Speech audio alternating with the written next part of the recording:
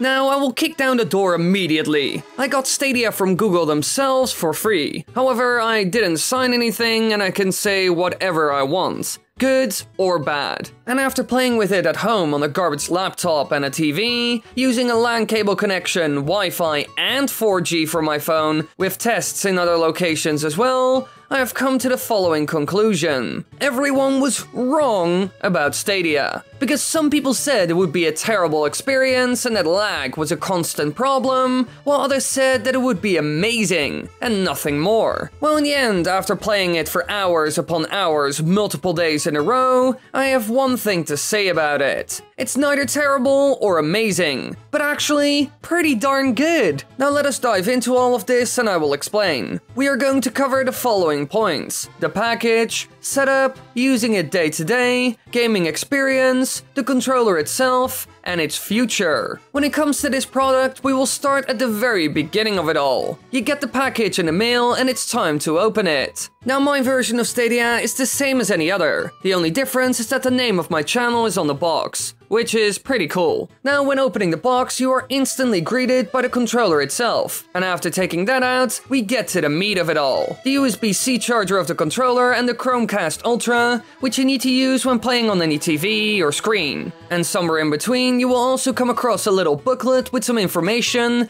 on how to use and install it all. Now, after getting all of it out, I started with the setup, which was interesting to be honest, because I've never ever set up a Chromecast. So, after struggling a bit with the Google Home app and much swearing later because I have a big ape brain, I was ready to go. Also, little side note, don't forget to look into the Stadia app at the controller section and hook up your controller with the Wi-Fi as well. That's very important. To be honest, it wasn't too hard to set up, and as long as the Chromecast was ready, Stadia connected immediately to it. And when it came to the Stadia app on my phone, it was a smooth experience the whole way through. Just fill in some things and you're done. After you set it up, you can connect to it super quick by just clicking on the Stadia logo in the middle of the controller, and then it will automatically be ready. Now, if you change location and need a new Wi-Fi, then you of course will have to take some small steps to get it working again, hooking up both the controller and Chromecast to the new Wi-Fi. And when it comes to the PC experience, it's even easier. Just log in on their website, hook up your controller with the provided cable or use the mouse and keyboard, and boom, you're instantly ready to go. So, smooth sailing so far. It's easy to set up, and everything should be familiar to most. I mean, logging in somewhere and setting up a Chromecast shouldn't be that hard. Unless your name is Wiley. Now on to the most important topic of all. You sit down, start up Stadia, and get into the games. Which is the most important part. Personally, I've played a lot of Destiny 2, mostly because I ended up liking it a lot and always wanted to try it. Now, like I said, I played it using the best of the best, like Ethernet, and also the worst, 4G, experimenting with this on multiple occasions. Now at home, I got the following internet speeds. Ethernet had a download of 253 megabytes per second, upload of 25 megabytes per second, and a ping of 8 milliseconds. Wi-Fi had similar results but a higher ping of 14, and my 4G ended up with 23 megabytes per second download, upload of 4 megabytes, and a ping of 16. Also keep in mind, all footage in this video is recorded using OBS Streamlabs in 1080p 30 frames per second. It's all I could do. So now that we know that, let's start with the very first point, the lag. Some people said that they experienced this a lot, but personally I haven't at all when using Wi-Fi and Ethernet. When playing in my living room, it ran like a dream, and I experienced nothing out of the ordinary. It felt like playing on a console or a PC, running smooth, rendering elements quick, no slowdowns, and no weird glitches whatsoever. However, when it comes to 4G, I experienced some problems. What I did was set up a Wi-Fi network using my 4G, and then connected my home desktop to it. And it actually booted up, and I could totally play Destiny 2. However, I did experience some problems when it comes to lag, having a number of slowdowns at points, but it wasn't unplayable. But to be honest, I'm surprised it even ran on 4G, and was sort of playable. But it's not the best way to play the game for sure. So when it comes to the first point, I would say only Wi-Fi and Ethernet cable are really viable, with 4G missing the mark by a bit. But it's not that far off though. Now for the next point, latency. When it comes to this, it is certainly a thing, however it's nowhere near as bad as you think. Personally, I didn't notice it on Wi-Fi or Ethernet. Only when I filmed it in 60 FPS and slowed it down a ton, I could see there was a delay, but nothing huge. Now you might look at this and think, whoa, that's really bad. But we need an example of a console to compare it with after all. So instead of doing some complex calculation to find out the millisecond delay, I did something that's easier to understand. Here you have the footage from earlier showing the delay of Stadia compared to the Nintendo Switch. Just comparing these, you can see that both actually have latency, with the Stadia having the biggest delay.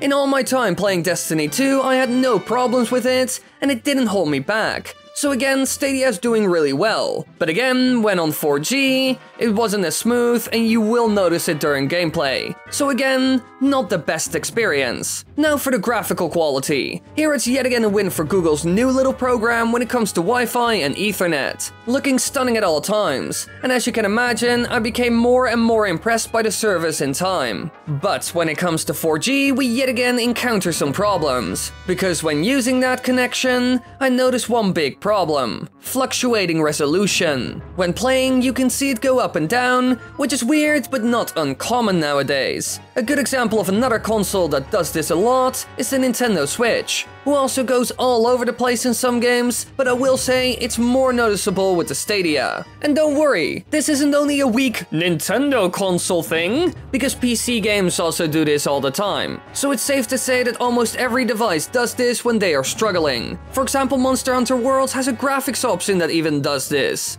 And now for our last point, audio. Here I had basically no problems at all on Wi-Fi and Ethernet. Only once did it act odd when I played on Ethernet, and when using 4G, it was good for the most part, but not perfect. 90% of the time it was great. Now, after mentioning all of this, I would say the following about using Stadia. When it comes to Wi-Fi and Ethernet, even if you get like 60 MB per second, it's an amazing experience. I truly love playing Stadia this way, and if I had to pick between a PlayStation 4 or Stadia, then the only argument for PlayStation is that it has more games. Because remember, Stadia has special advantages. It has no download times for games, it's way cheaper and way more portable. Sure, it's not perfect, but it's quite close to it. And when it comes to the controller, I have to say it's great, being in my top 3 for sure. However, now we get to the big point I'm very hyped to discuss: the future of Google Stadia and streaming services like it. Whether you like it or not, they will dominate the market in a matter of years, with Google or Microsoft most likely leading the way. Stuff like this will get better and better in time, and there's only one thing stopping it right now, to be honest: limited internet. As soon as a service like 5G comes around the corner, which promises us a maximum of 10 gigabytes per second, using mobile data will be perfect. But that isn't where it ends. Oh no, because I think Google will be the winner in this race, and that's only for one reason: quantum computers. This is a new type of PC that's totally different from what we use right now. It's a million times faster than a classical computer, being able to do calculations that would take supercomputers 10,000 years and do them in 200 seconds. And the first one to ever prove this and also make one was Google. So if they combine this with 5G, then the sky is the limit. So for those reasons, I would say that this will be the future of gaming, beating every console in existence and even every PC gaming rig. Computer power and the reaches of the internet will go sky high, and nothing will be able to compete. So in the end, it's pretty cool now, and works extremely well as a home console almost anywhere. However, it isn't perfect when working with anything less than 40 MB per second, because the 10 megabytes per second they promise on the website isn't very realistic. It's still playable, but you will notice it. And there's also another thing I noticed: the internet needs to be stable. For example, the Wi-Fi in my room is terrible. So bad actually, that I can't even play Mario Kart online normally. Well, I'm not really that hungry, TBH. Well, that race went somewhat sour. I know, right? Weird game. A lot of rubber banding, that's what I was waiting for. Best character developments are in Twilight Princess though. So, a stable connection is the most important. As long as you have that, the MBs per second don't really matter that much. Personally, I will continue to use it and even buy games for it. But I guess we will have to wait and see what happens next.